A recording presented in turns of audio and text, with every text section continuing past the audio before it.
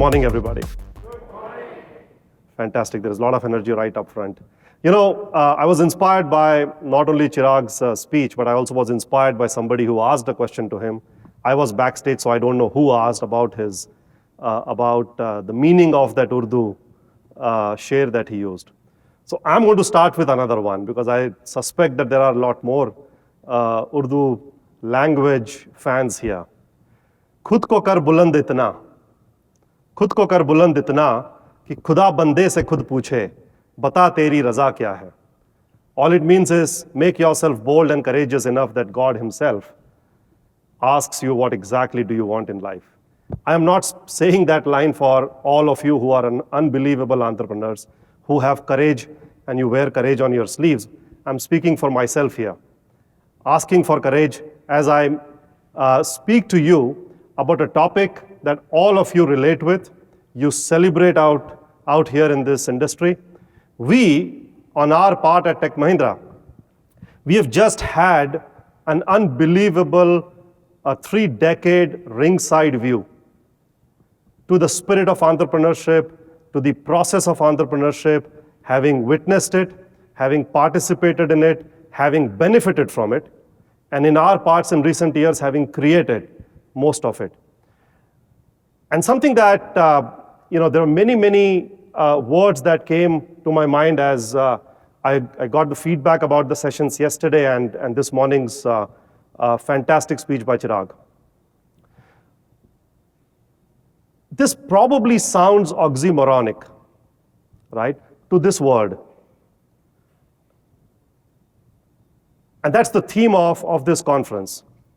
Less by no means is a bad word. And in this case, what I have done is I've just used a cheeky, cute way to create an acronym for 4 things which I believe, as a company we believe, are some of the founding principles of how innovation at scale has happened. So let me make this humble attempt in front of all of you to try and unravel this equation, if I may, right? And of course, something that is an underlying principle of this is the courage and the ability to celebrate failure, but that is something that all of you know. What this is, let's begin with this. This in the Chinese language means heart. And you need heart. You need an ability to be sensitive, to feel. And you need heart, and you need an ability to feel, to have an undivided attention, to focus in a very sharp a manner as possible. But of course, you do need eyes.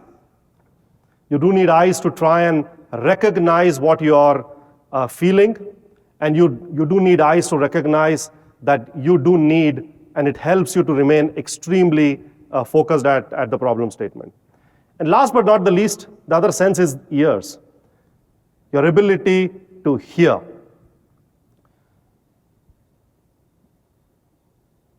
Supported by a very strong mind that allows us to think, to analyze, to process everything that you hear, everything that you see, everything that you are asked to focus because you have a heart to feel. Any guesses on what this complete character stands for? It stands for one thing that is in abundance in this room, that is in abundance in this region, that is in abundance in every single entrepreneur: an ability to listen. It all begins with this little thing. Because we believe that entrepreneurs and how they differentiate themselves, because they are very active, extremely active listeners to the very silent problems of our society. That's the example we saw earlier today. But let's look at something else. And most of us, and many of us probably here, grew up in India. And this is one company that I had the privilege of working for, called Godrej. It was the largest manufacturer of refrigerators in India. And the last 2 decades or so, if there is one thing that they saw happening, was their market share and their volumes just kept on declining, to a point where people had started writing the obituaries of that business because there were the big brand refrigerator companies that had entered India from Korea, from Japan, from US, from everywhere. But there was this gentleman called Gopalan Sriraman. What did he do? He listened to the unsolved problem. He said, is the pie this big that I'm looking to try and get a share of?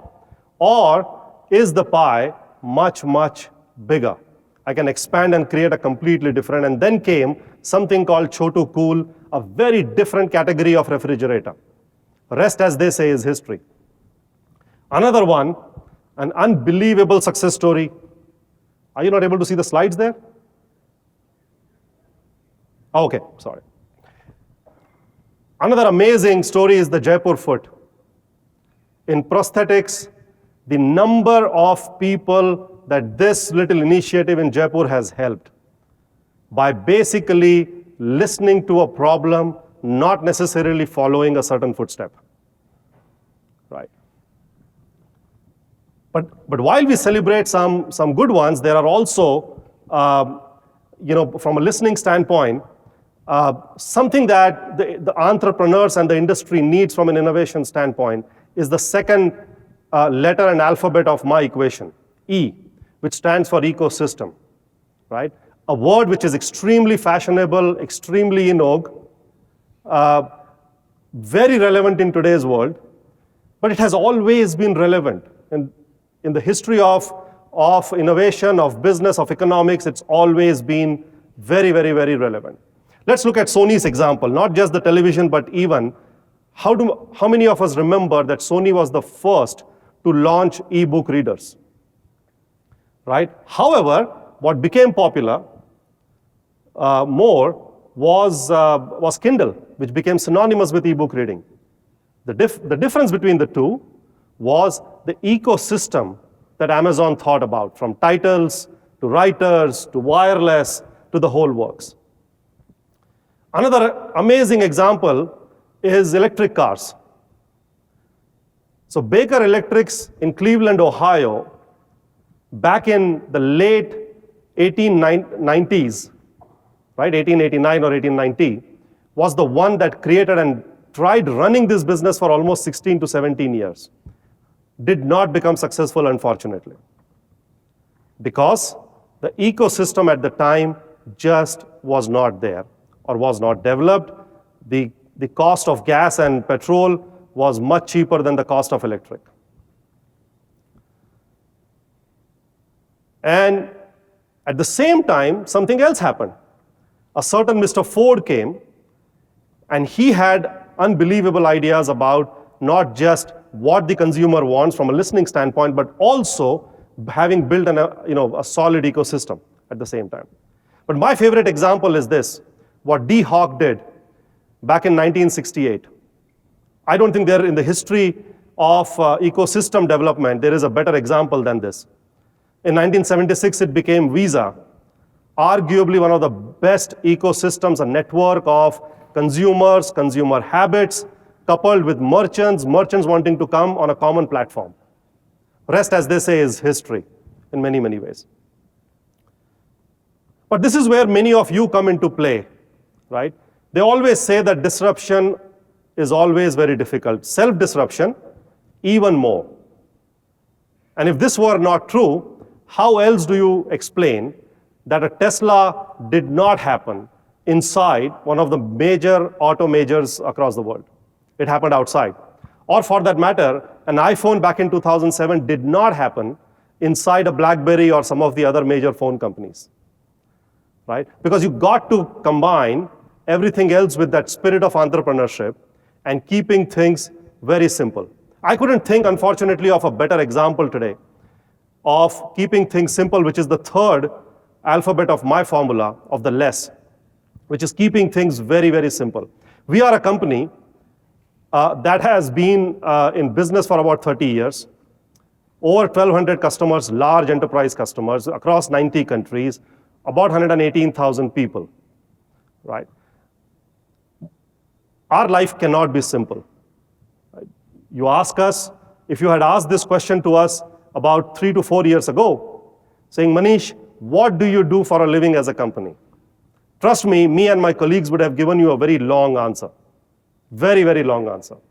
So we decided, we took inspiration from the entrepreneurs, from the examples that we spoke about, and we said, we got to dumb it down. We got to simplify the value prop that a company like Tech Mahindra has, that does consulting, integration, engineering, consulting, services, and the whole works. But we had to dumb it down. So we said, you know what? If you were to put a gun on my head and say, what problems do you solve, Tech Mahindra? We would say we only solve 3 problems, not a 4th. If any of us say that we solve 4 problems, you are free to pull that trigger. The 3 problems we said is, we will help our customers run, change, and grow. Many of you are CEOs here. If I were to make the courage and wake you middle of the night and say, what is bothering you right now? The chances are you will not give me an answer other than these 3 words. I want help to run my existing operations better so that I can change faster for my future. Eventually, I want to grow because that's exactly why my investors have invested in me. This was an example which we decided to try and put into action. So for example, together with a very large customer of ours called AT&T, we created an AI platform called Gaia, which also, by the way, is powered, and something that we initially launched was called Acumos, which is the flagship platform on Linux Foundation as part of their deep learning. From a chain standpoint, we collaborated with Reliance Jio to solve a problem that industry is facing, and for that matter, across the world, which is of spam calls. We've used blockchain to start tagging and creating an algorithm where we are blocking all the spam calls that happen. And this is an initiative in collaboration with the local regulator, TRAI. And last but not the least, as a company that does about 50% of the business in telecom, we have a ringside view to the telecom, to the 5G, to the network evolution. So we decided to combine the powers of 5G, AI, automation, and the customer experience capabilities we have to say every single enterprise customer, whether you are a pharma company or a manufacturing company or an auto company or a bank, it is about combining the powers of these wide array of technologies from 5G to everything else to create a very different level of hyper-personalization through which the industry pundits are saying that by 2030, almost $1.2 trillion worth of new value will be created in the industry, thanks to 5G. And the last S, the very last S of my formula of less is equal to scale, is about getting started. Nobody understands better than all of you. And nobody understands, I do not know how many of you here are cricket fans. But this was 2011, the Cricket World Cup finals. The captain of the team decided to do something which he had never ever done before, which was to promote himself to go and bat in front of 70,000 cheering, crazy fans, almost 1 billion people watching on television sets. We couldn't afford to lose that game.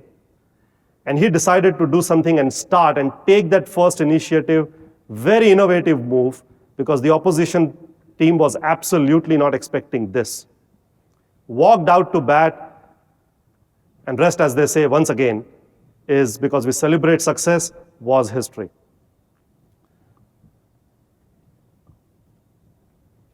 Something that we do in terms of beginning is, it's not just about doing things alone. We do not believe that large innovation, large problems can be solved alone. It has to be solved in connection and combination with some amazing partners. So in our run, change, and grow, we have combined with these amazing companies. The first company to participate in NFL here, with a partnership that we have with the Jags. Besides Jio, we partner with Wall Street Journal to create one of the first in the future digital platform with them to start discussing new technologies, new problems, new solutions out in the world. And the last, on the right-hand side, is by far one of the only new mobile operator coming up in the world in a tier 1 market in Japan called Rakuten. It's going to be the only, or the first, if I may, cloud native, where the lab of this company is going to be completely connected to the R&D facilities of some of the major technology companies. We are helping them in their 5G and their 4G journey by being one of the innovators and system integration partners. In other words, a lot of the spirit of entrepreneurship is at play across the world in different spheres of the industries that we play in, right? From sports to telecom to media to banking. And it is all happening because we, as a firm, are continuously going to stay very focused on one thing, which is the ability to listen, just like something which is the foundation of entrepreneurship. And how we are doing is by investing and by working very closely with some remarkable innovators and entrepreneurs, right? Out here in the Valley, across the US, and different parts of the world. From security to 5G to AI to data management, we have extremely been participative and we have invested in the collaborative model, working with many of these companies as part of our core platforms that we take to market to essentially solve 3 problems: run, change, and grow. But last but not the least, one thing that comes very clearly as part of entrepreneurship and as part of being a company that is a facilitator and a beneficiary at the same time is a level of responsibility. So a few months ago, our chairman Anand was here in San Francisco as the chair of the Global Climate Action Committee. We have taken a pledge as a company to build a very healthier planet, right from what we do with how we commute, from the tree plantation, from the amount of volunteering that this company does. And last but not the least is the TechM Foundation that is, as we speak, working on creating a very different level of entrepreneurship via our smart centers, right? People who need a lot of help. We have been right now training over 200,000 people in areas from as wide-ranging as running a taxi service to plumbing to a lot of other white-collar work, in helping people rise, because that's the tenet that we as a company follow. So what I want to essentially leave all of you with is a simple and a very easy to understand formula that we as a firm believe in, which is it begins with listening, it ends by taking that initiative. And in between, of course, it's about collaboration with the larger community, the ecosystem, and it is about indeed keeping the problem statements as simple as we can. Because as a firm, as people in the industry, we have seen that when innovation happens, that is good. But when it happens at a scale, which happens to be the theme of the event, it is absolutely fantastic. It is magnificent. Thank you so much for your time. I truly appreciate the opportunity to have spoken here.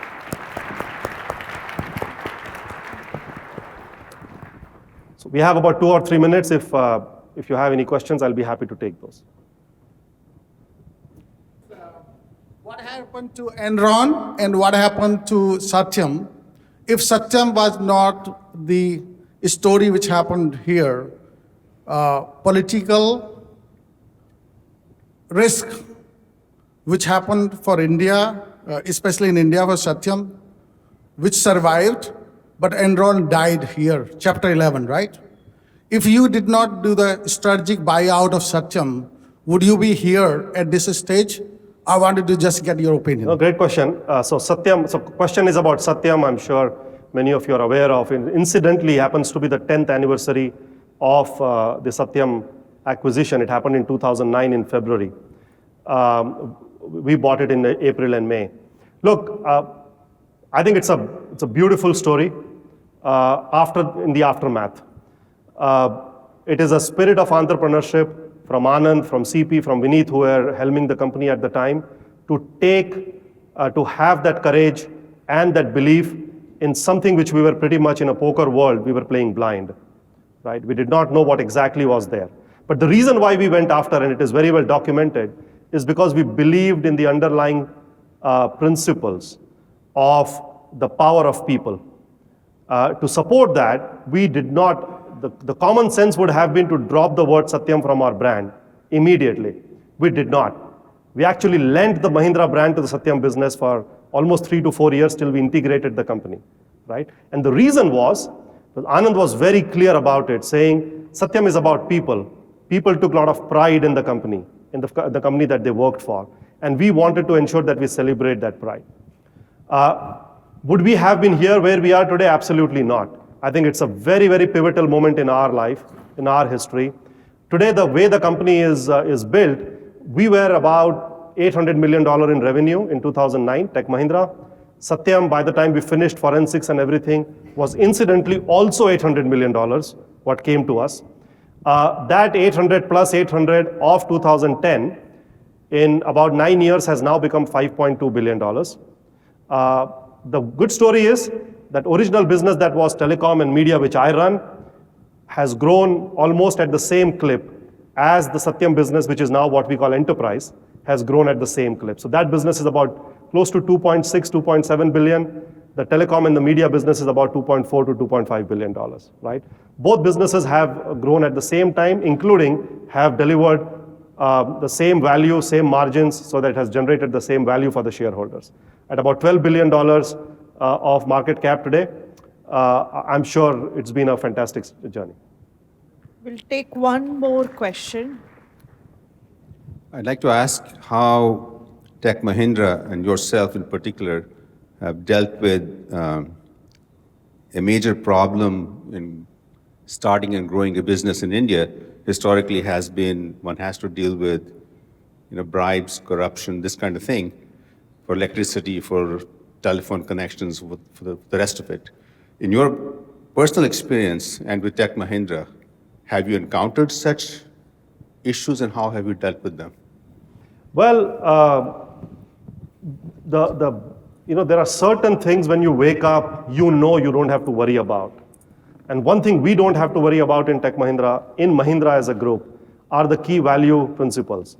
In fact, back to the Satyam question, I somehow deep down believe that one reason why Mahindra and Tech Mahindra was the eventual owner of Satyam was clearly because of the brand value and the value system that Mahindra has brought to table.